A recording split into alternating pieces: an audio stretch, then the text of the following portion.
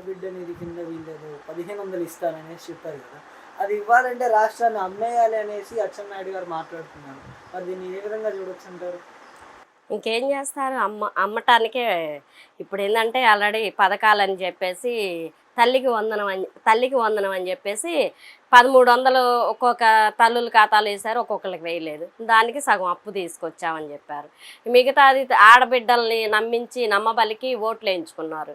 ఆ 18 సంవత్సరాలు నిండిన ప్రతి ఒక్క మహిళకి 1500 ప్రతి నెల మీ అకౌంట్లో వేస్తామని చెప్పేసి ప్రతి ఒక్క ఆడబిడ్డల్ని నమ్మించి వీళ్ళనేది ఓట్లు వేయించుకొని ఓటు బ్యాంక్ లాగా ఉపయోగించుకున్నారు మహిళల్ని. ఫ్రీ బస్ అన్నారు. ఫ్రీ బస్ కూడా ఇంకా ఏ విధంగా ఫ్రీ బస్సు ఎటువంటి ఆడబిడ్డకి 1500 వీటికే రాష్ట్రాన్ని నమ్మాలి అంటున్నారు. ఇంకా వాళ్ళు చేయాల్సిందల్లా ఒకటే, ఇంకా అదొక్కటే చేయాలి, అమ్మటమే. ఎందుకంటే ఒకళ్ళు పిఠాపురం, ఒకళ్ళేమో వైజాగ్, ఒకళ్ళేమో అమరావతి రాజధాని చేస్తామని చెప్పారు కాబట్టి అమరావతి. ఇట్లాగా వరుసన 3 పార్ట్లుగా అమ్ముకుంటూ రాష్ట్రాన్ని రావణ కాష్టం చేస్తూ ఉన్నారు. ఎంతవరకు ప్రజలు మిమ్మల్ని నమ్మి ఓటేస్తే గడిచిన ఈ 13 నెలల్లోనే మీరు ఇచ్చిన ఒక హామీ ఏదయ్యా అంటే అది ట్రోలింగ్ చేయంగా తల్లికి వందనం 1300 కొంతమంది తల్లుల ఖాతాల్లోనే పడ్డాయి. 13,000. ఇంతవాటికి మీరు చెప్పిన హామీలు సూపర్ 6 అని చెప్పారు. ఎన్ని హామీలు ఉన్నాయి, ఆ హామీల్లో ఒకే ఒక్కటి అమలు చేశారు. ఇంతకు మించి మీరు ఏ హామీలు చేశారని రాష్ట్రాన్ని అమ్మాలి అన్న మాట అంటున్నారని అడుగుతున్నాను. అంటే ఇప్పుడు చాలా వరకు అన్ని పథకాలు అయిపోయాయి అంటున్నారు కదా, మరి నిజంగానే అన్ని పథకాలు అయిపోయాయి?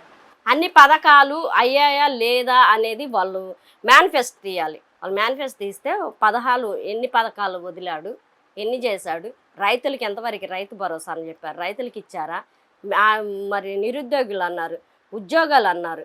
ఇవన్నీ ఏవి ఎక్కడున్నాయి, ఎవరికి వచ్చినాయి?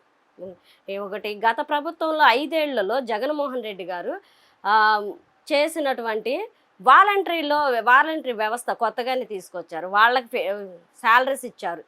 సచివాలయం వాళ్ళకి శాలరీస్ ఇచ్చుకుంటూ ఆయన చెప్పినటువంటి పథకాలన్నీ కూడా అమలు చేసుకుంటూ అంత కోవిడ్ ప్రాణహాని జరగకుండా 2 సంవత్సరాలు నష్టంలో ఉంది ఆంధ్ర రాష్ట్రం. 5 ఏళ్లలో 2 సంవత్సరాలు కోవిడ్ మహమ్మారి వల్ల నష్టంలో ఉంది. అయినా కూడా కొత్తగా పెట్టినటువంటి ఉద్యోగస్తులకి శాలరీస్ ఇచ్చుకున్నారు, చెప్పినటువంటి పథకాలు అమలు చేశారు. ఏ ఒక్కటి కూడా ఆయన చెప్పిన పథకాలు అమలు చేయకుండా రాష్ట్రంలో నేను ఇలా అమ్మాలి, లేకపోతే ఇలా తాకట్టు పెట్టాలి అని చెప్పేసి ప్రతి ఒక్కటి కూడా మేనిఫెస్టోలో చెప్పినటువంటి పథకాలు అమలు చేసుకుంటూ జగన్మోహన్ రెడ్డి గారు చేసుకొచ్చారు. వీళ్ళు గడిచిన ఈ 13 నెలల్లోనే ఇచ్చింది ఏంటంటే ఒక తల్లికి వందనం. అది కొంతమంది తల్లుల ఖాతాల్లోనే పడింది. ఆ తల్లుల ఖాతాల్లో పడింది ఒకటి తప్ప ఇంక ఎటువంటి హామీలు అమలు చేశారన్నది మేనిఫెస్టోలో నుంచి విడుదల చేయండి, తెలుస్తుంది ప్రతి ఒక్కళ్ళకైనా.